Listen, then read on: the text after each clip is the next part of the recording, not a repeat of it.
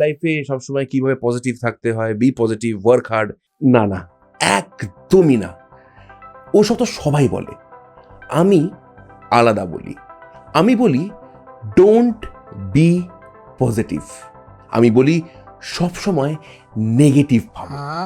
মানে কেন? কারণ পজিটিভ ভেবে আপনি একবার বলুন তো, হাতে গোনা কয়েকজন বাদে কটা লোক কিছু করতে পেরেছে? পাবেন না। দেখুন, এই পজিটিভিটি কিন্তু মানুষকে ডিপ্রেসড করে তুলছে। আর একটা উদাহরণ দিই আপনাকে।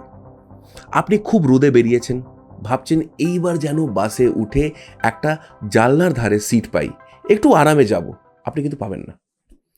আর যদি ভাবেন এই গরমে আবার ঘেমে ভিড়ে চাপাচাপি করে যেতে হবে, বাসে পা রাখার জায়গা অবধি থাকবে না, ওই দিন কিন্তু মানে জানলার ধার না হলেও আপনি কিন্তু একটা সিট পাবেনই পাবেন। মানে সবসময় নেগেটিভ ভাবতে হবে, তাই বলছেন তো? একদম ঠিক। আপনি যদি ভালো হবে ভেবে কিছু করতে যান, যে সব ঠিকঠাক হবে, সব ভালো হবে, এই সব ভেবে গেলেন, আর ব্যাপারটা ফ্রুটফুল হলো না, আপনি তো ডিপ্রেসড হয়ে যাবেন, তাই না? আর আপনি যদি খারাপ, ভুলভাল হবে ভেবে যান, দেখবেন কিছু তো ঠিক হবেই হবে। আর ফ্রুটফুল কিছু না হলেও অন্তত আপনি ডিপ্রেসড হবেন না, কারণ আপনি তো ওরম কিছু ভেবেই যাননি, তাই না?